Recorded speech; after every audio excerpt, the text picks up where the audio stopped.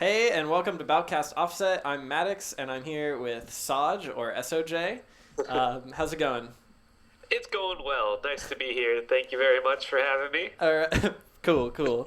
Okay, so I wanted to get you on here because I felt like when the PMDT disbanded, uh, it was kind of abrupt and kind of dramatic, and we never really got to hear from the dev team about what they thought about the game and all that other stuff. But now time has passed and wounds have healed, so It's almost been a year. Can you believe it? yeah, it's been a long time. But Yeah. we're still going, so Yeah, things are still going. yeah. All right, so my first question for you is, who are you, and what was your job in the PMDT?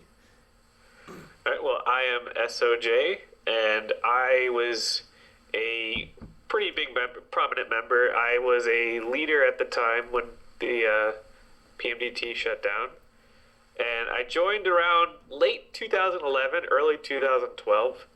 I initially got on board to do some stage work, and I redid a few stages. I ported the melee camera stuff over to PM, and then I branched off. I started to do more artwork. I did I did all the menu, well, not all the menu, a lot of the menu work. I did trailers, videos, and eventually I got into leadership. So I helped organize the team. I was given permission to the PMDT or the PM Twitter. I was leading the PM subreddit and posted on Facebook. We didn't really use Facebook that much, but Yeah. yeah, I helped lead the team. I want to say late 2015 or sometime in 2015, I got into the leadership of it. Cool. But yeah, I mostly just helped. If there was something that needed to be done, I would find the person to do it and be like, "Hey, do it." Yeah. Basically, that was my job. So what patch was the game on when you joined? I helped push out 2.0. It was I 2.0? joined, yeah, right when 2.0 was coming out. Okay. I think that you're actually the reason that I'm in the community because you made Oh, the yeah? hype. Yeah, because the reason that I joined was because my friend found the hype trailer for 3.0, which Nice. I think you made that, right? Yeah, I did. Yeah. So I wouldn't Love have that joined trailer. this community unless I saw that because I saw Mewtwo going everywhere and I was like, this is so sick, and I wanted to Oh play. yeah. And then I was like, no, he's too OP. I'm gonna play someone else instead. Uh, so yeah. Too OP. We're just gonna eventually nerf them, and then we did. Yeah. Yeah. But no, I think your hype trailers and all the art that you did got a lot of people into the game, so that's cool. Yeah, I spent a lot of time thinking about how to market and brand the game, so I'm glad it got through. Nice. Okay, so you joined. You said you joined in 2.0, but I think you know a lot more history than other people do. How and why did Project M begin? Well, it began officially in 2010 with Shanus and a few other Brawl modders at the time who had the desire, just the burning urge to get Falco his melee shine, and then That was the it? rest is history. Yep, they just wanted Falco to have his melee shine, That's cool. and it started off from Brawl Plus. We basically took everyone who worked on Brawl Plus and then just said, "Hey, you want to work on this new project?" And then Project M was born. Oh. And so we started from what Brawl Plus had already done. They had already gotten rid of tripping and stuff like that. So we had a really good start with that. Mm-hmm. And then it branched off, and Project M began, and we started bringing on new members, and it's just the rest is history. Dang, when did it become oh, this isn't Brawl Plus anymore? This isn't a mod. This is Project M. When did it have that? Probably when the first demo came out, 1.0. Nice. Well, the development started. We limited the characters we worked on first, so we wanted to make it a very comprehensive mod where everything was balanced. And in order to do that, we had to start small. So we had to cut the whole roster because we need to work on a few characters at a time. Yeah. So it only started with 14 characters. And over time, we added more and more for each demo. A lot of characters were like just straight up broken because of codes we made. Like the Ice Climbers didn't release till 3.0 because they just wouldn't work. I think Nana was like completely glitched. Oh yeah, she like couldn't move. She kept like dash dancing or something. Yeah, I remember even in 3.0, I think she was still glitched, like after you released them. Yeah, yeah. That's so cool. It came a very long way. It started off with some big ambitious goals, and I think we met pretty much all of them. So 2010 and all the way till 2016. That's pretty crazy. Yeah. So how did you join the PMDT, and what made you want to join it? Well, this is a funny story. I've been playing Melee since like 2006 competitively, so I've always liked Melee a lot. Yeah. And I've had like a really close group of friends that I always played with. And then I heard about Brawl Plus. I tried it out. It was okay, but it wasn't Melee. Like when Brawl first came out, all of my friends immediately discredited it. I bet it was like super disappointing. Yeah. That was actually the most hyped game I've ever seen. Like the hype before the game came out was unprecedented. I've never seen a game hyped up that much. Yeah. I remember like Sakurai would always do those dev blogs. And everyone check them at midnight. Went crazy. Yeah. Like when Sonic was announced for Brawl, people went absolutely nuts. Like Sonic in a Smash Bros game. Yeah, I used to go on, I don't know if you did, but I used to go on like the IGN boards. Like, and they would like every night they would talk about those when they released it for Brawl. Oh yeah. Because So, I like, played everyone Melee was too, but I was excited for that. sucky, so I didn't. Yeah. Oh, okay. Yeah. Everyone was pretty excited about that. And then it came out, and obviously everyone was disappointed. But lots of people still played Melee, and they really felt ripped off. Like they wanted their own next game. Like the sequel to Melee, but they didn't get it. So we started this project with that to extend what Melee had. And so yeah, Brawl Plus came out. I didn't really like that. Then I heard about Project M, and there was a playtester in my area who brought it to a fest, and I tried it out. I'm like, whoa, okay. What version was really this? cool. Like early version? This was past 1.0, but not 2.0. Yeah. So it was in between there, and he was a playtester, so he had the secret version with all the characters. So I ended up stealing that. Oh, really? I had my computer and I had his SD card, so I just like grabbed all those files. I was like, I really want to like look into this because it's like really interesting stuff. Dang. I've always been big into computers, so like working on a game like this always really interests me. So I got the files illegally, like I always do. Yeah, And, PMDT is always doing stuff illegally, so you would fit right exactly. in. Oh, for sure. Yeah. And I had a friend at the time. His name was Vanguard, and I showed it to him. I'm like, this is really cool. So we both started like working on it and just playing it every day. Like I would go over to his house every day, and it got to the point where we asked ourselves, like, why aren't we just officially on this team? Yeah. Because we were working on it. Like we made our own build, which had like 40 new stages and like all these different costumes, and we wanted to like hack every part of it to understand how everyone did this stuff. Yeah. So we completely understood everything that people did, and we're like, why aren't we just working on this? So we applied together in late 2011, and they're like, that's stupid. You can't apply with two people.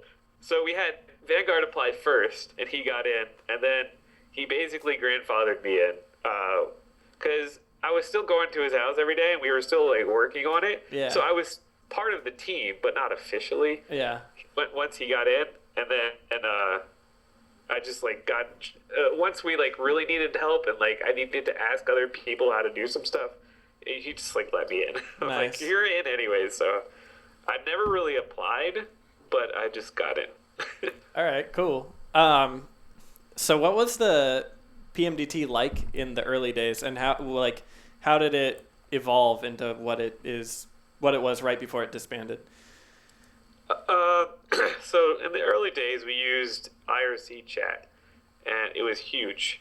We had a public IRC chat room, and then we had our dev team chat room, which you needed to be invited to. One of the big ways to get into the dev team was actually just to be active in that IRC chat. A lot of people that we talked to, because the dev members were in the public chat too, so we talked to like a lot of people there. That was our chat room that we interacted with the fans and everything. And it was really cool because during releases, like I remember 2.0 upward to like I guess it stopped around 3.0 or past that. We would just all go into every dev member would go into the public chat and then we'd be like, "It's time to release," and everyone gets so hyped. That is pretty cool. Yeah, so can start off with a relatively small portion of people. Like when I joined, we didn't have an art team. I basically started the art. Well, I didn't start the art team, but like I like suggested we bring in all these people. Um, it started from basically when Brawl modding started. There was this forum called Kitty Corp Meowmix, and all of the Brawl modders were there. That's So a weird forum for them to be onto. yeah, it was the Wild West basically. It was very unorganized, and they were basically just people who like randomly wanted to hack it, and then they got really good. But they were like, they're pretty deviant and stuff like that.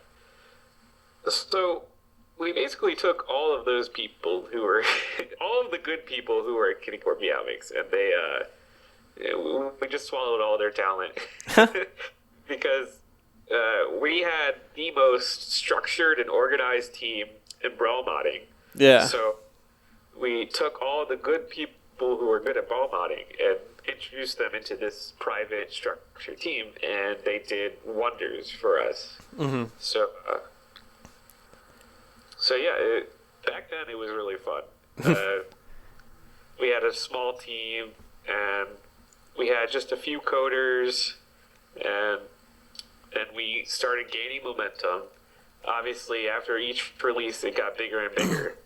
And then it eventually got so big that, once we added the new characters, like the Clone Ninja characters, Roy and Mewtwo, it got way too big, and we had to like get it out of the demo, because up until 3.0 it was just a demo because we didn't release all the characters yet. So once we had all the characters ready and released 3.0 with the new characters, it got too big, and we had to like reformat a lot of stuff, rebrand ourselves. We got a new logo, new website, all that stuff. Oh, cool. Did you make the logo and the website and stuff? Was that you? No, Kizu made the logo. Oh, nice. He's a very good artist, and Orchant made the website. Cool. I helped a little bit with the website, but I didn't really do much. Okay. So how big were you guys? How big were you when you joined? Like, how many people number wise, and how many people at the end? If you can give a general number. When I joined, around like 30 members ish, I want to say. That is really small, but it's kind of big. When I left, we had over 100 members. Oh dang! But then again, we didn't always have that number I just gave you. Both of those numbers weren't exactly accurate because not everyone was always active. Yeah. We had a lot of inactive people, and for every release, we had to go through our member list and then just decide who's been active, who really slacked off, and we had to like purge a bunch of people and restructure our team and stuff like that. Okay. A lot of people used to join because they really liked Project M and they thought they could contribute, but then once they joined, they started becoming inactive and they didn't really contribute that much. Yeah. And we had to let them go. So it's a commitment to join the team. You really had to stay active and communicate with us a lot. Makes sense. How did you decide on who to recruit? We had a forum on Smash Mods that had a interview basically, and then you just posted your application, and we gave you a test question. It was basically like how to balance a character in Project M, what you would do, or if you were. We had different tests for who we were hiring because we started building more teams. We had a art team, we had a music team, we had a sound design team, we had the balance team, stuff like that. So if they were on the art team, we would have them make a model or something. If they had on the music team, we would have them compose some music or something. It was basically, to get into the PMDT, you really did have to know people too. You had to. Oh, no. Did we lose him? Uh-oh. He might have lost his internet. Oh no.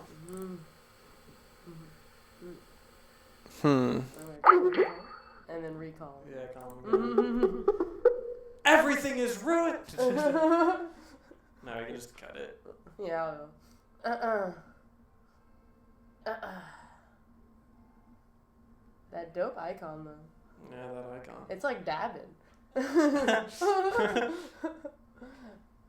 don't know. I imagine his internet might have dipped. That'd be unfortunate. Well, I'll wait a bit and then call him again. Or maybe he'll call me. I don't know. It says he's online. Dang. I guess worst interview ever. Oh, that's a good voice. Hello? Okay. Okay, we're back. All right, okay, are we cool? Yeah. Okay. What were you you were talking about how you recruited people, I think. Yeah. All Yeah, right. so we had an application process, and then I was saying you kind of had to know people. You had to be in the community. If you wanted to do like character balancing stuff, you really had to be prominent. You had to go to like tournaments and have placings and stuff. So people had to know you before you got one. And I was pretty lucky because I lived in a pretty popular area. Obviously, I'm near Xanadu. Mm-hmm. And then I went to a few of them and met Jay Caesar. He was on the team. Mm-hmm. And he said some good words, so that's how I got it. So, yeah, we were pretty selective with who we let in. Because a lot of times I was mentioning that they come in and they don't really do stuff, and we had to let them go. Yeah. So it's tough. If somebody's going to be really committed, that's why we had to test to make sure they were more committed. Okay. Before they joined up. And then we'd all like vote on it, and then if they got enough votes, we'd let them in. Okay. Is your internet doing all right?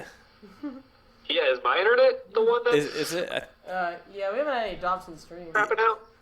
Yeah, I think it is. Oh, no. But let's just keep going. We should be fine right now. Well, let me just close out some stuff then. I don't know. All right, all the Riley read. Okay, so my next question for you is, how did you guys organize and communicate on the team? Okay, so yeah, I said we had an IRC. Did So that we started stay with IRC. for the whole time? No. About, I want to say 2014, 2015, we changed over to Slack. Like, right when Slack was coming out, we immediately hopped on it. Nice. And it helped our progress quite a lot because it helped us organize things a lot better. We had separate channels for different things. So the art team actually started with a Skype group because they wanted their own privacy and everything. Huh. And then once we got Slack, we could have our own channels. So we just made a channel for the art group, and we're able to just split people up in different channels to work on different things. It was really useful. We could like tag people. They could get emails if they got tagged like that. And then, yeah, it was a lot better than IRC. It's like Discord, but like, I think it was better than Discord, but it didn't have voice. That was the only thing. Okay. And then I wanted to ask you, who were, like I feel like not a lot of the PMDT members are known, besides like everyone knows you and Strong Bad, but were there any like unsung heroes that did a lot for the game that nobody knows who they are? Yeah, there were quite a lot, and I'm going to miss a lot of them. Oh. Maybe some people are going to blame me for not remembering who they are, but I want to say Magus.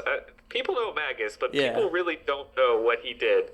He did basically the whole game. This is his game that we're playing. He made the biggest breakthroughs that were impossible at the time. Nobody thought they could ever come true, and he just like did it. And everyone was like, "How did you do that?" And we always called him a wizard, and he would explain it to us, but no one would understand what he did. So he was just always the smartest person I knew, and just could always figure out literally anything that you asked him to do. Yeah. And another unsung hero was Barrow. He actually Barrow? was Bero. Oh, okay. He communicated with the Japanese team and actually did a lot for porting Project M to Japan. Oh, wow, that's awesome. But he kind of left the team after 3.0, so they didn't get another version after 3.0, fortunately. That's a bummer. But that's still awesome that you did that. But yeah, he's pretty cool, and he did a lot of AI work too. Him and King Clubber did the AI work for the game, and they did some crazy shit, like to make Fox. the Fox AI, like all those wave shines and shit. That is pretty crazy. The double lasers. Cool. Yeah. Also, Mewtwo 2000.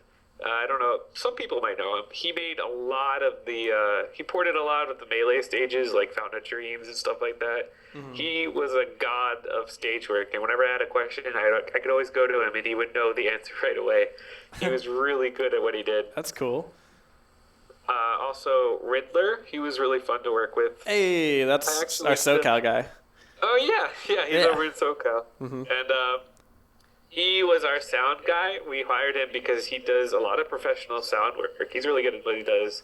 And he helped get the new announcer, which was really cool. So he like posted a job application or something. And then we had a lot of people apply to it. And we like sifted through which announcers we thought would be the best. Did he really also choose the first announcer that you guys ended up changing?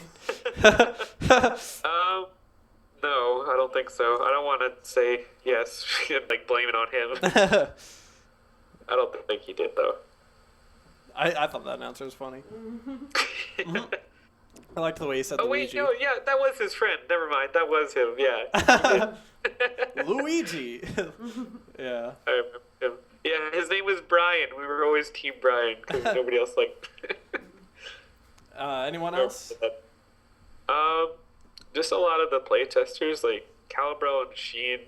They would always if you wanted something tested, you could always go to them to test things, and they helped me a lot. I was basically after 3.0, I was in charge of writing the change logs. So they helped a lot writing or giving me changes to put in. Yeah. Because writing it all by yourself sucks. So that's a hefty amount of information. It's like 41 characters. I outsourced it to a bunch of people, and they helped me write it, and I would organize it all together. All right. Cool. So, did you have something else to say? No, I mean, okay. There's a long list of people I could go through, but I don't want to like waste all the time on this one question. Okay, so I'm going to talk to you about art because that was like your main thing, and then we'll talk a little bit about balance, even though that wasn't really your main thing. But okay. For the art team, how did you guys operate? Like, was it different than the other people, or how did you guys organize yourselves? Pretty differently. The art team, I told you, they started in the Skype group, and we moved over to Slack once we got Slack. It was a group about 20 members in the end. It started off relatively small, like I want to say 10 members. It started with Jang, and he's also in SoCal, I think. Oh, but he's not very active at all. But it started off with Jang. He did a lot of the artwork, and then we started picking up a lot of members from Keycorp Meowmix too, because we saw so many people do really quality costumes and stuff. So we're like, let's just start including these in the official build. Yeah.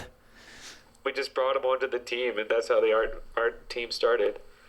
Nice. And so it started in the Skype group, and the artists got really picky because the rest of the team would start making comments and criticizing the art team on stuff they did, and they didn't like that. So Yeah. they were like, no, they made a new rule that the PMDT can't really work, or, well, they can, like, voice their opinions, obviously, but it was up to the artist to give the final, like, authority on changes and stuff. Oh, okay. Because we had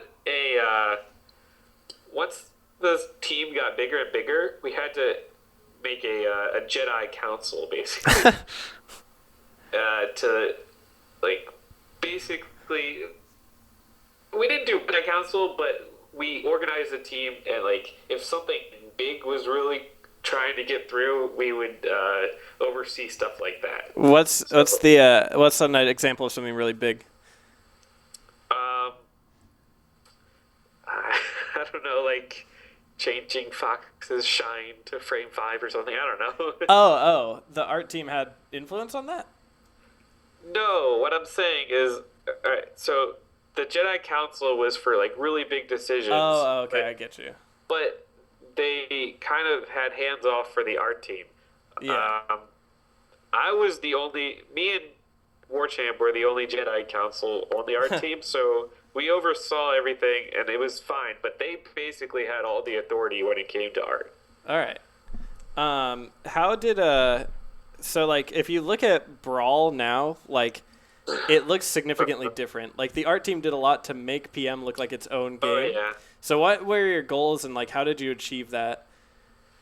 Right. Well, we wanted to make sure that if you're watching PM, you know that it's PM and not Brawl. Mm-hmm. So we made lots of little changes to make sure that the viewer knew what they were watching, because sometimes it could get confusing, like, what game is this? Yeah. So we really wanted to overhaul a lot of things, a lot of aesthetics, like all the menus. We wanted to make sure that Project M had its own brand, and that when you saw it, you immediately knew that it was Project M. Mm-hmm. So, yeah, all the menus were redone, the HUD. The first thing that we did that made me realize that it was Project M was the timer in Brawl was on the top right, and we moved it to the center like Melee. Oh, so really? whenever I looked at streams, I'm like, all right, the timer's in the middle. That's Project M. Oh, I didn't even know that. Like That's in the early days, yeah. Before we like changed everything else, that's how I knew. But yeah, all the menus, the aesthetics, and then obviously the costumes, the balance changes, all the stages, and even music. We hired a bunch of, I don't want to say hired, but we didn't pay anybody. We brought on a lot of musicians to do a lot of music stuff, which are really cool. So what were some of the most fun to make or difficult to create artistic changes to the game? Well, I worked on the stages, so I want to say a lot of the different stages were really fun to make. Like, Skyloft was really cool because before it was Skyloft, we had a Temple M, and it was a pretty ugly stage because it was just regular temple from Melee and it didn't really have a background. Yeah. So at the time, this was when there was a big breakthrough in Brawl modding, and they actually figured out how to import models from other games. So I looked at that stage, I'm like, I kind of want to make this prettier. Yeah. And that's when Skyward Sword just came out, I think, around the time. Oh yeah, you based it off that. Well, you ended up. The thing is, I imported the entire island from Skyward Sword, and then it like lagged like hell. So I had to cut a lot of different things out of it. It was really hard to optimize that, and I can't believe I got the entire island to work in game. It's pretty funny. It was really cool though. So yeah, that was fun, and just redesigning the stages were really cool. Like, I still really like Distant Planet as one of my favorite stages because it went through so many different design changes. Like, it was first SSE Jungle, so we took a stage from the Subspace Emissary and put it in, and then people wanted that stage to be more Pikmin-like because Olimar didn't have like any representation besides his character. So we changed it to Distant Planet and then gave it some like leaves that you could jump on It was pretty cool. Somebody made a whole tree model that we based the stage off of. Cool. And just other stages like Delfino's Secret that used to be That one's Dracula's Castle. really well done. Yeah. Uh, You have the well, whole level in the background. Like Yeah, yeah. and that wasn't imported from the game. Actually, Data actually made that by hand. Every part of that is just vertexed by him. That's crazy. And yeah, Data was a god. He did a lot of cool stuff. Okay. So yeah, all the stages and costumes were pretty cool. We had a list early on of all the artists who just gave their opinions on what costumes to make. So we had like a whole list of all it, and they were pretty fun to go through the list and like assign different people the different costumes, and then yeah, that was pretty fun too. I have to ask this for my boy I Punch Kids. Yeah. But who created the Gi costume for Lucario? And why did they choose that? I can't remember. I can look it up though if you're really curious. Doesn't matter that much. No, I can't remember. It'll just make David go on a witch hunt. Anyway, what from like an artistic perspective, what do you wish you could have added to the game that didn't end up making it into the final build? Well, I wish we could have finished all of the costumes. Like we didn't finish one for Diddy and a few others. What was the Diddy one that you had, or can you not say this stuff? I can't remember what we had. I honestly can't remember. Yeah. Diddy was a very difficult character to come up with a costume. Because, alright, so we had all of these different rules that we came up. I think that's the next question, actually. So, once we started working on costumes, Shell came up with a basic guidelines to base our costumes off of. So Yeah. the first rule, the textures had to match Brawl's general aesthetic. So we wanted to make sure that they fit in with our game. And Yeah. that even the melee ones, we had to basically tone down the saturation of them because we wanted to make sure they fit with the rest of the model so that you're not looking at one costume and then the other costume looks highly out of place. And we wanted to make sure they all fit together. Yeah. And we made sure that they're professional quality. We had to make sure they're all optimized. Like we had a big problem with models that we made that lagged the game with multiple of the same model. So it was hard to optimize them all and make sure that they didn't lag because any lag would cause Johns in tournaments. Yeah. We didn't want to rip any models from non-Nintendo games, obviously for legal reasons. So we wanted to make sure that all of our models were custom made and they were up to our standards of quality and stuff like that. So besides like the Awakening Roy and the new Zero Suit, were there any like art stuff that you guys were planning to add that you didn't get to that you wanted to? Yeah, we were going to finish the whole roster with costumes, but we didn't get to all of it. That's a shame. Yeah. But it's still a very pretty game. Yeah, it still is. And somebody else actually took on that recently. I think there was someone had a build that finished all the costumes. It was really pretty. Oh. Can't remember who it was, but I was really impressed by it. Is it that Legacy build, maybe? I don't know. Yeah, Legacy is also another good one, but that wasn't what I was talking about. Yeah, well, I was just getting into my next question, which is, what are your thoughts on the mods that people have made since the PMDT shut down, the artistic mods? They're pretty cool. Like, I haven't really downloaded any of them, but I'm very appreciative that people still work on the game and still find passion and body in the game and stuff like that. Cool. Do you have any advice for prospective video game artists? Just experiment with a lot of tutorials. I mean, that's how I started and a lot of other people started. You just look up shit online.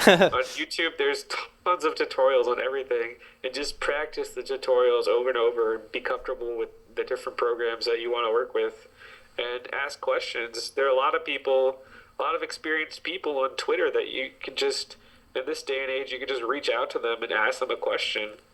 Like last night, I actually just I saw a model that I wanted to put in one of my games, and I just like found the guy's Twitter. I was like, "Hey, can you give me this model?" And they just the next day they messaged me back. Yeah, here it is. Oh, that's sick. Okay. So now I'm going to ask you a little bit about balance and design. I know this wasn't your thing, Yeah. but I think there are some questions you can answer.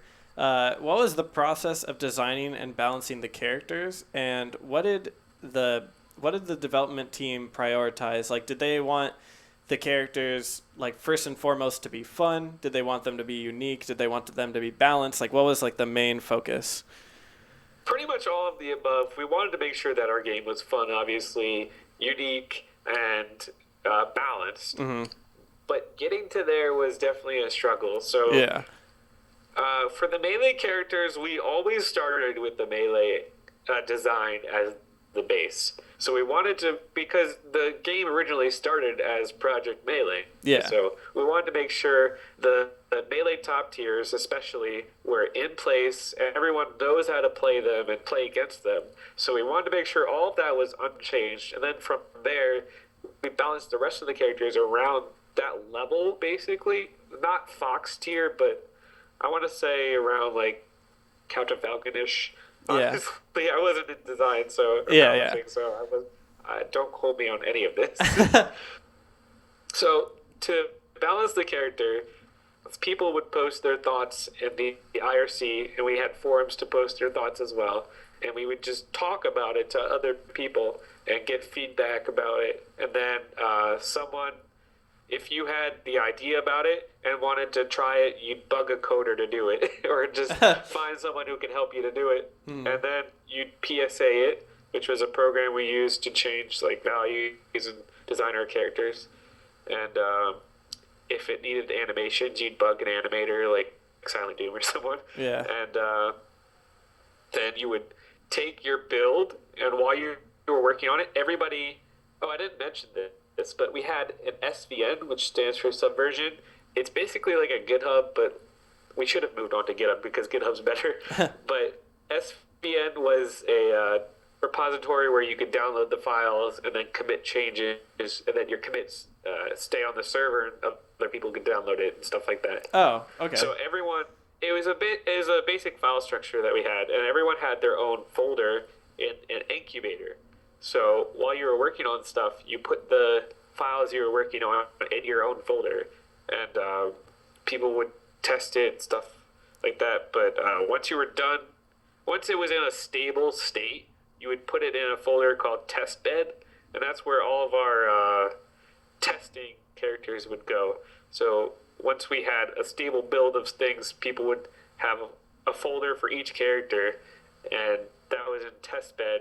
And if you're a playtester, you would always go to testbed to grab all those changes and just work on those. And then once all of the kinks were worked out and all the feedback was taken in and changed and stuff like that, it would be merged into the build that we had. Gnarly. So that's basically the process. So was there a lot of... so it was like basically, did you kind of have like a little mini team for each character? Like a group of people? And then did they debate heavily? Was there like a lot? Oh, yeah. Yeah. There's a lot of shit being thrown around, definitely. Things got pretty ugly at times. I imagine. But we were all family, so we always got over it. How much did you guys respond to like tournament results? Like if a big tournament happened and a character was doing well, or let's just say like someone was winning a lot with a character, were you guys like, was everyone like, we gotta nerf this character? And like, how'd that go? Right, because everyone who worked on the game, or balance-wise, was involved in the community. So we all watched the tournaments and were heavily involved with the rest of the community, talked to people, got feedback. And we watched it and saw the characters who won all the tournaments. And yeah, it did affect us, but we always wanted to make sure that we didn't want to knee-jerk react to any tournament results. We made sure that if we saw a character win a lot of tournaments, it would be a design question rather than like, oh, we just immediately knee-jerk and nerf it. Like, why is this designed like this, and why are they winning so much? We would have to tweak the design first, more than like the actual numbers and stuff like that. All right. So to give an example on that, we saw obviously in 3.0 Mewtwo is very powerful. Yeah. And we took a very hard look at him because we didn't want to just nerf the crap out of him.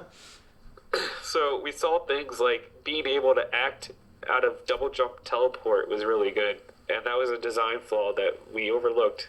So we got rid of that, but we didn't want to we didn't get rid of things usually. We usually nerf tweaked things to make sure that they were still intact, but you couldn't do them the same way. Yeah. So we didn't want to just ruin characters all the time. Yeah. But yeah. And then there was always that thing during 3.0 where all of the recoveries were way too good. Yeah. So we saw that as a big design hurdle. 3.0 was probably the biggest balance update overall because it kind of changed the way the whole game worked. Yeah. So once we saw that problem, we had to look at every character individually and then as a whole and decide and just look at all the recoveries and see which ones we really needed to tweak and stuff like that.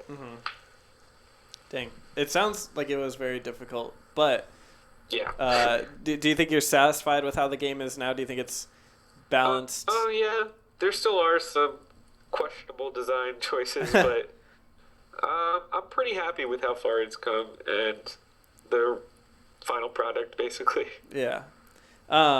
Okay, so have any since it's been about a year since you guys shut down, I don't know how much you watch, but do you think there are any players that have pushed their character in the direction that the PMDT wanted the meta of that character to go? And are there any players that have pushed their character in a way that you didn't expect them going?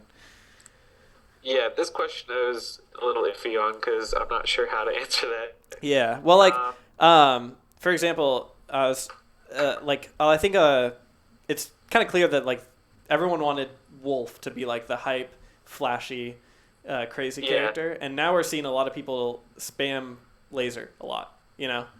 Well, yeah. Yeah. Is there stuff like that where you're like, ooh, they're playing this character differently, or oh my gosh, they're doing something with this character that we never thought was possible? The one character that comes to mind for me, I guess, would be Lucas. We always thought he was really flashing, cool, but we didn't know the limit people could take them. Yeah. So it's really cool seeing Hyperflame play Lucas and pushing him past his limits that we thought. But on the most part, we pretty much know what a character can do because we're designing it for competitive play, so we know the limits. And I do a lot of the trailer work, so I work a lot in TAS, so I can push a character to its limit by just tassing things. Yeah. So we pretty much know exactly the limits of each character. Okay, I have a lot of specific things, but that would take too long to get into with those characters. Who came up with some of the unique design choices? For instance, and were they difficult to balance? Stuff like Lucario's cancel system, or Ike jumping out of quick draw is really unique. Mewtwo's hover is obviously a very interesting change. How did you guys come up with some of those more experimental ideas?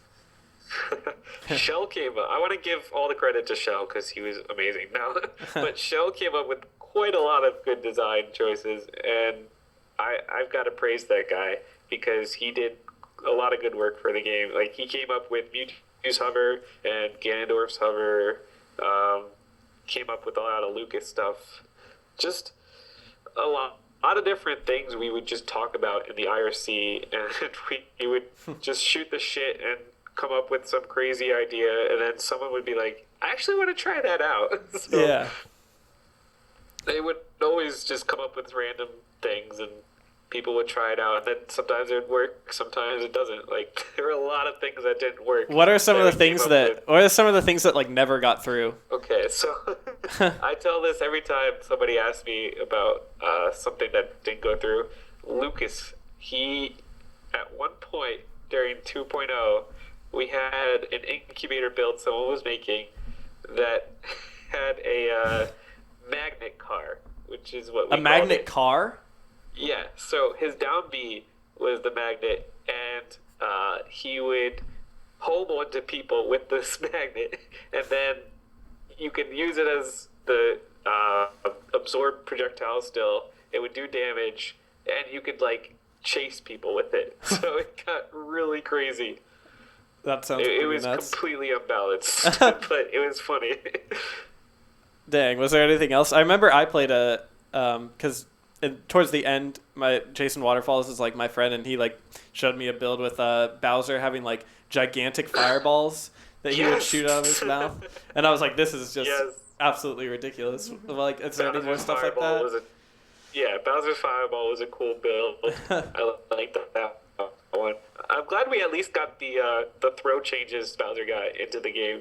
That was cool. Yeah. Those were like in development for a while, so glad they got His in. side B throws. Yeah, Um, and also another character I guess I should mention is Meta Knight.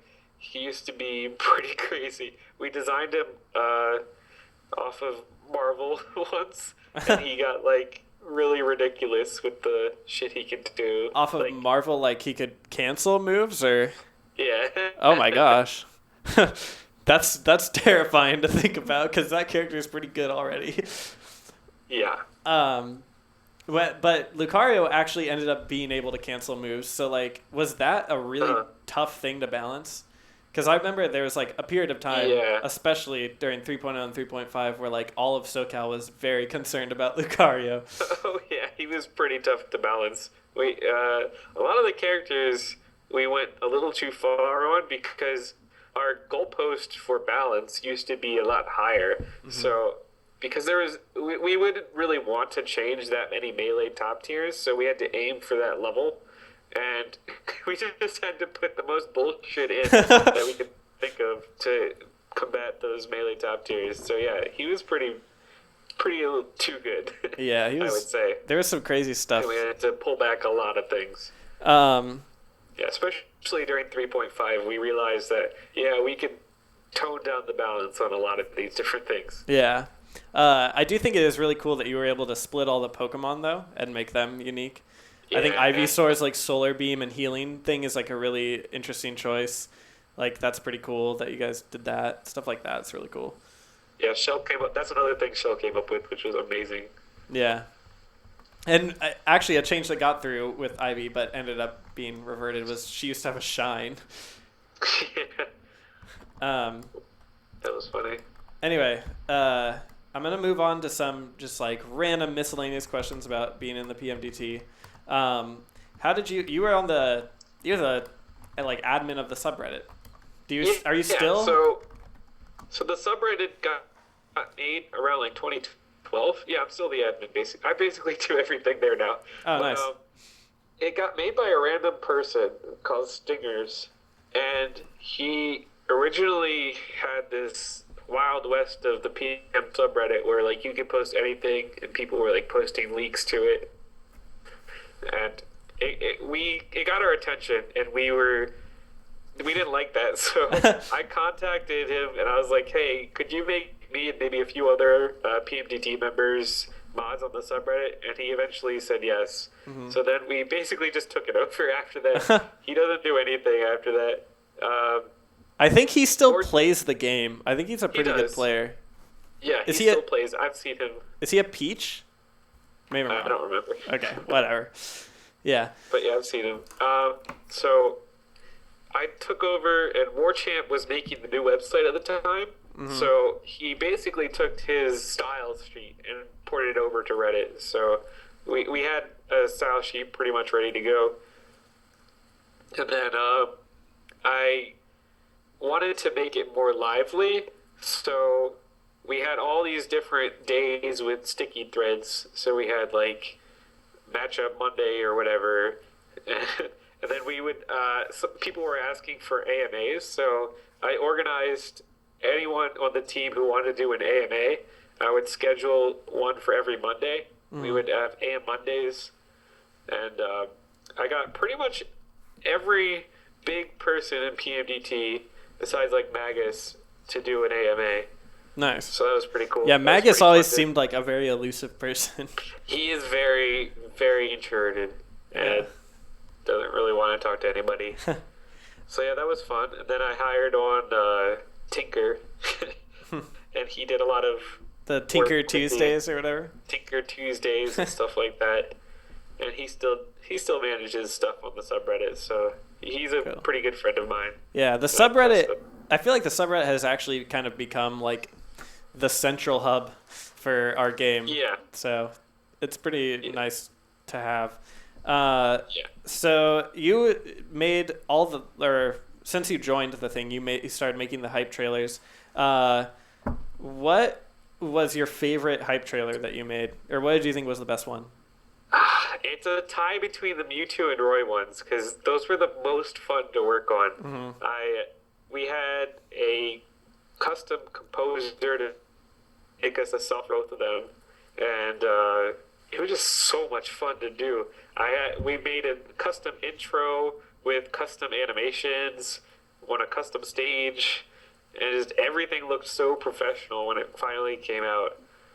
And for Roy, it was fun because Sethlon was the best Roy player. Yeah. So I just had him do a bunch of Roy combos. So that's sick. 90% of the Roy trailer is Sethlon. Oh, okay. And so then I tasked the rest, basically. But I learned a lot of things when making them. Like, with tasks, I had to... When I first started doing it for videos, it looked way too... fake, obviously tasked. Yeah. So I had to learn how to make it look like realistic and human-like. So I always put a few frames between a few different things, and then eventually nobody realized that it was test. Yeah, I thought all your hype trailers were super cool. Do we still have? Okay, wait. Do we still have them? Really fun doing the Turbo Tuesday as well. Once we announced Turbo Mode, we would do a different character every Tuesday. And make a big combo video with that. That you was really did fun. do those. Those were cool too. Yeah. I completely forgot about those. Yeah. Okay, I have to ask this question. What's the deal with the number 47? All right. So we had a video game. You're cutting out. Is he still here? Caltium and Octorox. Oh, am I still there? Okay, now I can hear you. Again? What a perfect time for you to cut out. 47. Here's the truth, guys. Yeah, this is the truth. Blank screen. So we had two different people. We had a video team of 3 people, or 4 people. Sorry, keep forgetting people. It was me, Cobaltium, Octorox, and Warchamp. And Cobaltium came up with this idea because he went to a college that 47 was a joke from his college. So he wanted to integrate that and put it in. He actually put it in all the rest of his own personal videos too. Oh. So he wasn't stopping there, and he wanted to put it in Project M videos, and people started noticing it. He didn't actually tell us this before he did it. He put on 47, and then people started noticing it, and then we're like, wait, what's this? It was a joke at his college that one of the professors made when it was like a math professor introducing mathematical proofs, and he made a proof that every number can somehow equal 47 or something like that. Yeah. And then it's one of those numbers where you say it and then you start seeing it everywhere because of confirmation bias. Mm-hmm. You start seeing it wow, that's weird. I saw 47 here, and then you see it again. It's wow, this is starting to pop up everywhere because you start noticing it more, and then it's not really popping up everywhere. You're just getting confirmation bias that it is. So it's just a weird mind trick. And then we made it into a meme number because we would always tease things with 47. And we basically made it up as we went because a lot of things really did fall into place. It was really kind of scary how 47 just came up everywhere. Did you have any So like end goal to after it became this joke? Did you have any end goal of what you wanted it to be? yeah, with we the tried footage? to make an end goal with it, but it never really happened. We would just make up random stuff. We basically made it up as we went because Cabaltium started it and then we couldn't stop. All right, cool. So it got out of control pretty fast. So were there ever plans to actually release any of the April Fool's Day stuff, like the 64 mod or the Ike Climbers? Yeah. Well, we did release the first one, which is the turbo mode. Well, yeah. That one was pretty funny because Dantarion made turbo mode, and he coded it while he was really drunk. He was like, I had this idea, and he was like super drunk, and then he made it, and then we were all laughing our asses off, and it was really fun playing it for the first time. Yeah, it's pretty insane. For the other ones, we never wanted to release. They were always supposed to just be a joke. Yeah. But because we set that precedent with turbo mode, People everyone wanted expected us to release it, Yeah. but we never really wanted to. Because so for the Ike Climbers, we that was actually a video trick. We had a code that could. Magus made me a code that set it so you could play the first player, and then the second player takes the first player's inputs, but like 6 frames later or something.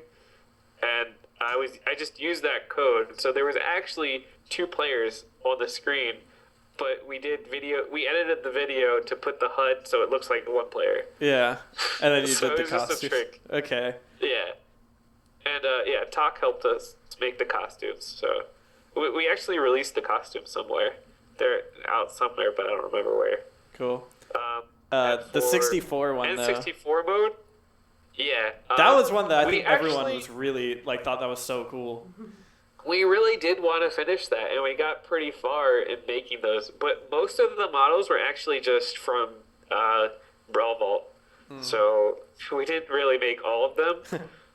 And we wanted to finish it, but that was towards the end where we knew development was coming towards an end, so everyone kind of lost steam there. Yeah. And we didn't really want to prioritize the 64 models over the costume, like the normal alternate costumes, so they didn't get too far. Yeah, that makes sense. But we did want to, and I think there's somebody right now, Piotr, I think he's called, and he's actually making his own 64 mode, which is really cool. Oh, rad. So I think it'll eventually come out. It's just work is work, and it takes time. That'd be pretty cool because I thought that one was the one I thought was super cool. Yeah. What, in your opinion, was the PMDT's greatest achievement, and what was your personal favorite addition to the game? Definitely the clone engine as the greatest achievement. Being able to add a completely new character to the game with sound effects, name, their own models, everything. It's just mind-boggling how Dantarion got that to work. And I still remember when he was first streaming it, and he showed like Pichu, Mewtwo, and Roy, and it was just the hypest fucking shit ever. That the is whole really DT cool. was in that chat. It wasn't even a private Twitch chat. It was public, and he was streaming it. I knew about it, so all the DT members were in there. We were just getting so hyped. It was so fun. And your personal Also, favorite? all the stuff that. Oh, I was gonna Go on. say one more thing. Also, all the stuff Magus did. I talked about how he was a guy. You're kind of clipping out. Stuff he did. It was very impressive. Like the hitbox view. Oh no. Am I still okay? Yeah, you kind of clipped out there a little bit. Sorry. When you first started talking about Magus, what'd you say? Yeah, that he's a god and a wizard. But some of the stuff he did was really impressive. Like he made the whole hitbox viewer in game. The debug mode? Yeah, the debug Yeah, mode. I think that's crazy. It's fucking crazy. how he did that, actually, he took the shield model and layered it over characters, and just recolored it. That's how he got hitboxes Oh, and stuff. It's pretty cool. interesting. And my favorite addition, personally, was the stage select screen, because I was pretty proud of how I completely redesigned that, and I liked how it came out. Nice. I always thought I never really liked Brawl's stage select screen, how it was vertical. I thought a horizontal stage select screen would have been much better, and I thought it came out really clean. Yeah. Because you have your stages on the bottom, and then the big preview on top. So like it kind of looks like a stage where the stages are lined up, and then you have things on the top. Yeah. I don't know. I just really liked how I redesigned it. Yeah, no, I think you did a good job. What is your favorite piece of content that was scrapped or left unfinished? Obviously all costumes that we never finished, but my favorite piece of content that was scrapped and left unfinished, Poke Floats. Oh. I was actually working on a new Poke Floats. Oh my gosh. It's gonna be pretty hype, but it never finished. That would have been. Was it going to be like a redo of the Melee one or its own? It was a redo with a few new Pokemon too. Oh, that would have been so cool. Yeah. Okay, were there? It was pretty cool. I actually planned it out in Sony Vegas. So I took all of the Pokemon that I wanted to add, and then just like put them on a video and just mapped out how I wanted them to come on stage and then leave. That's pretty sick. What Pokemon were you gonna put in it? Oh, we had a poll with the DT, and we all decided to pitch in. Like we wanted to put in Parasect because he's number 47. Oh my god! Obviously, all roads lead to 47. Yeah, just like a bunch of funny Pokemon. I don't know. That would have been like sick. Executor. Or that'd be funny if we made it today and put a Alolan Executor. That would be funny. The like huge neck one. Yeah. That would be pretty sick. Where am I? Oh, are there any Easter eggs that have yet to be found in the game? Data says that there are, but I'm pretty sure everyone's found everything that I know of. Okay. So, well, if Data said there are Easter eggs that nobody will ever find. And I have no idea. He's never told me any of them. Well, he's told me some of them, but it's funny. I like the Pichu Easter egg that we accidentally wasn't even an Easter egg. So we left in a Pichu stock icon in one of the files, and nobody ever took it out. Oh, really? Where is that? In the stock icon file. So if you just look in there, there's the icon for Pichu. It's pretty funny. And for PS2, there was an Easter egg that we left in when we were designing the new PS2. So instead of it being green, it was blue. Mm-hmm. We put in the new logo before we even released the new logo, and in like the reflection on the back of the screen, you could see Mewtwo and somebody else. And it's funny, that was before we even announced Mewtwo as well. Oh, that's cool. So I like stuff like that. Yeah. And then there's the Easter eggs in Delfino's Secret. I think like the paint thing from Mario Sunshine is in that stage. Oh, it's pretty funny. I didn't know that. Yeah. There are a lot of Easter eggs hidden in stages if you like zoom the camera out and look around. Yeah, I know the Hyrule one. When you like look on the ceiling of the room, you can see like Tingle or whatever. Yeah. And then in Link's room, or it's like Zelda's room, you can see a picture of Link and stuff. Yeah. So what was your most memorable moment being part of the PMDT? Release day.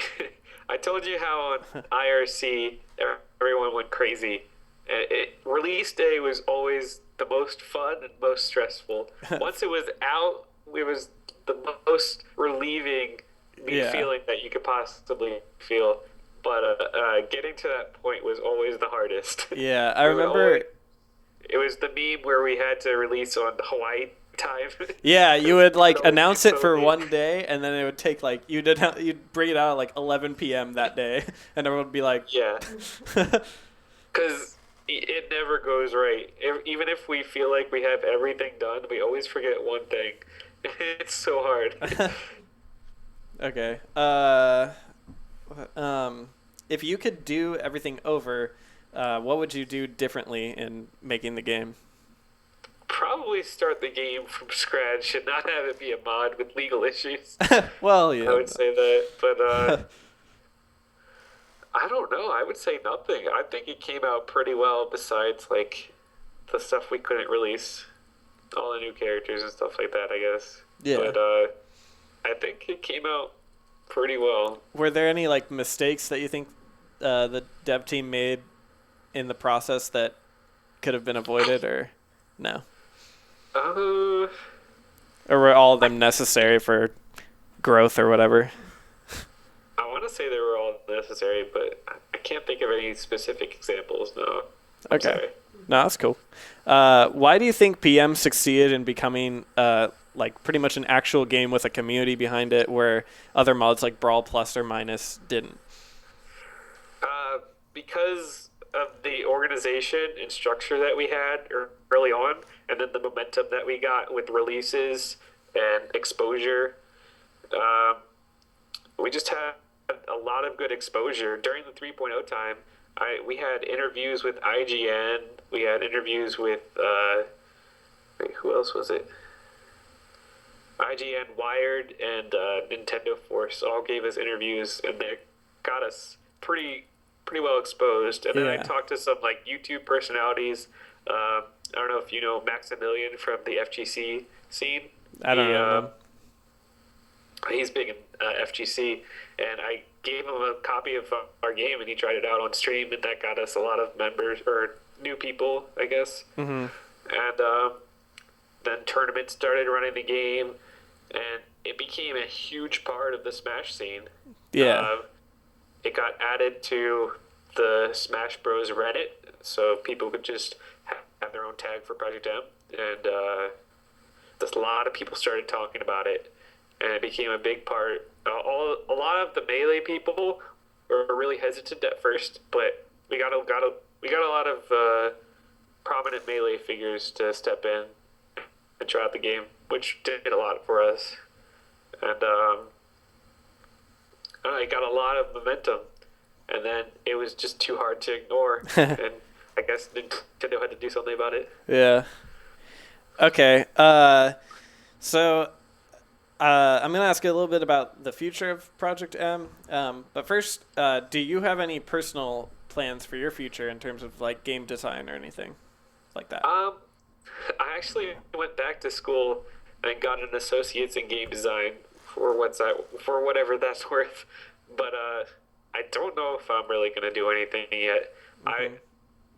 I really don't know.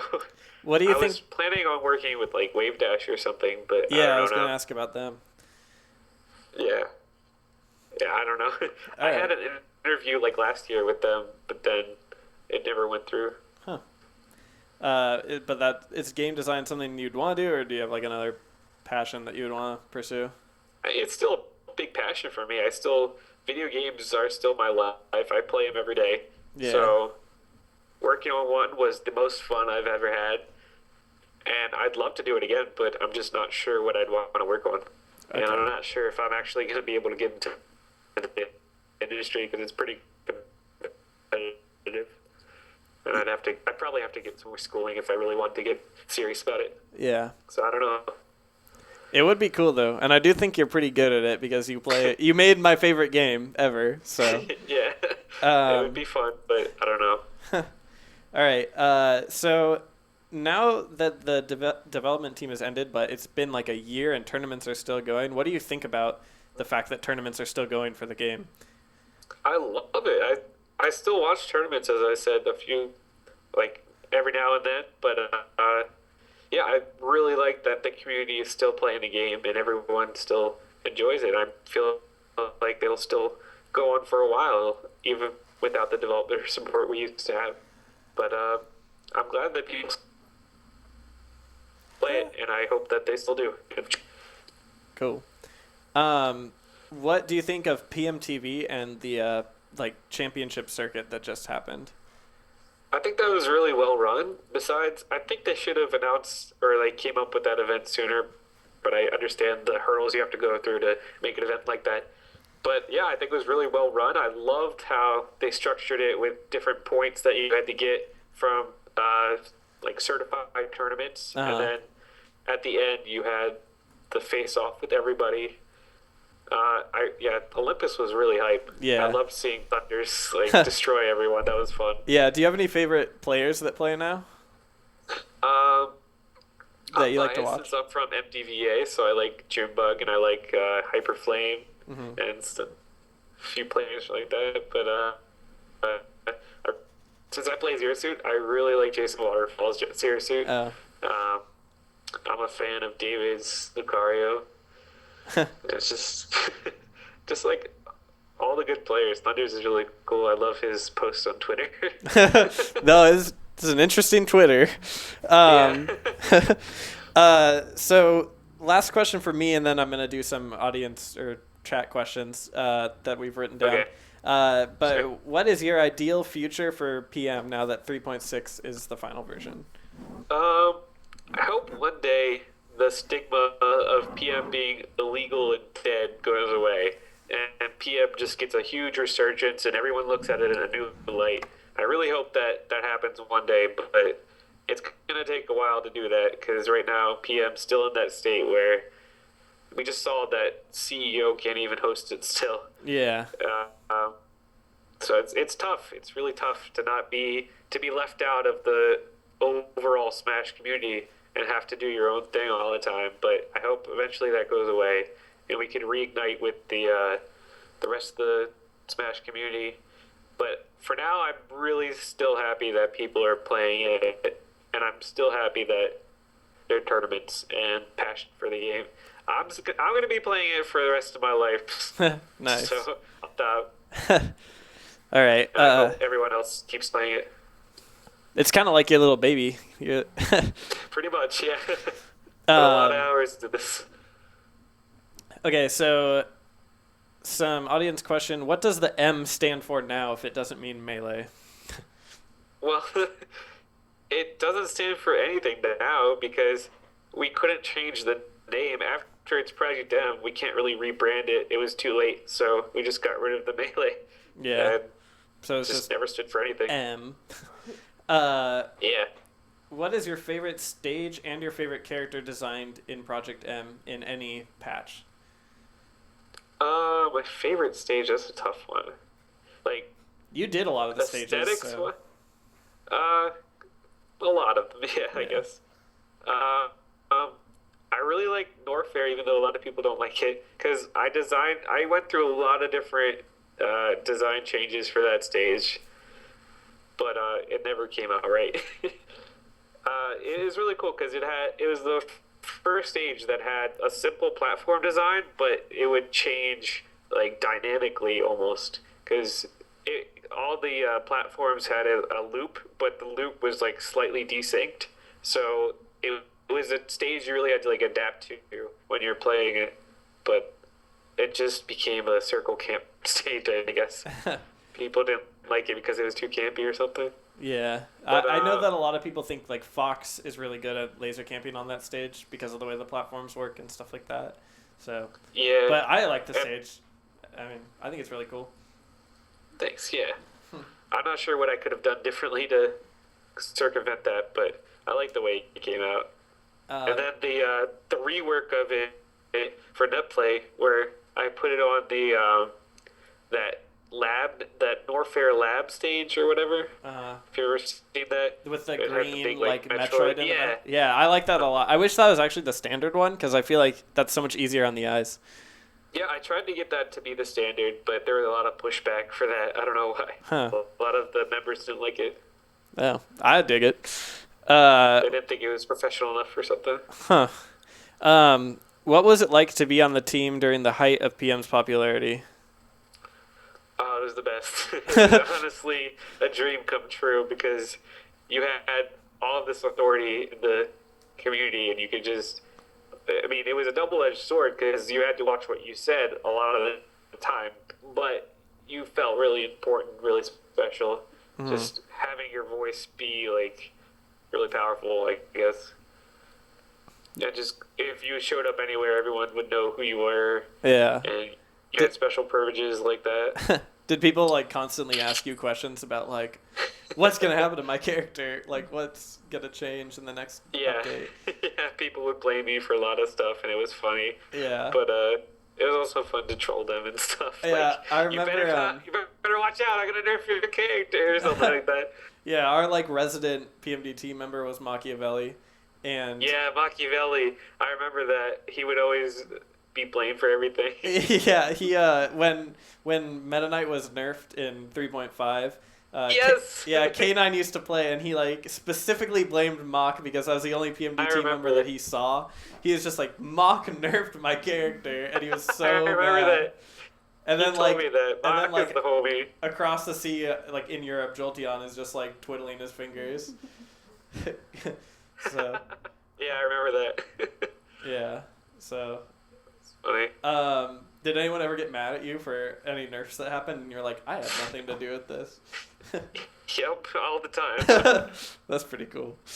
I think the most fun thing that happened because I was PMDT was I got to work for Chip Bailey, and for CEO 2014, he always likes to put on a show, so he contacted us and wanted Project M to do like this big thing. And so we ended up making a wrestling stage for Project M and put it in. It was really fun to do because we got all the artists together, and then we got all these memes in the background. So we'd have all these different characters holding up signs like "That ain't Falco" or all the Smash memes. It was fun to design. And then so it was for this thing called Fighter Mania, and it was when we were it was 3.0, and we were debuting a new All-Star Versus mode, and we wanted to have it there, so we got to have our own event like that. It was really fun to put together. I got to commentate it with TK Breezy. Oh, nice. That's super old school. It's 3.0 days, the glory days. TK Breezy and EE, yep. Yeah. And then the last audience question that I have is there anything you'd like to say to the community of people who still play the game? Keep playing it. Just if you still enjoy it, please keep playing it because that's how this game survives. That's all we have left is the community. Mm-hmm. No pressure or anything. It's all we got. All right, so that just about wraps everything up. So thanks for doing this. I hope that it was insightful to people that watched it to talk about the PMDT. Thank you very, very much for having me. All right, so next week will be the normal Balcast offset. I mean, normal just Balcast, not offset, with the usual crowd. And I think they're going to be discussing probably our upcoming SoCal Arcadian and maybe some other stuff like a secret fundraiser that's going to be announced. So, nice. Tune in next week to see that. Also, 2 weeks from now, I'll be back with another offset where I'm going to be interviewing for the first time. I'm going to be experimental, and I'm going to interview 3 people at once. I had New York. Oh, wow. Yeah, I had New York and New Jersey vote on like the top player they wanted me to interview, and a bunch of people. It came down to like Switch, I think, won, but then a bunch of people also wanted Gallo and Malachi, and they were like, you should just interview them all because they're all friends. So I'm gonna try and do all 3 of them at once, and we'll see how that goes. That should be fun. Yeah, it should be cool. All right, well, thanks a lot for doing this, dude. We're gonna sign out now. All right, yeah, thank you very much for having me again. Cool.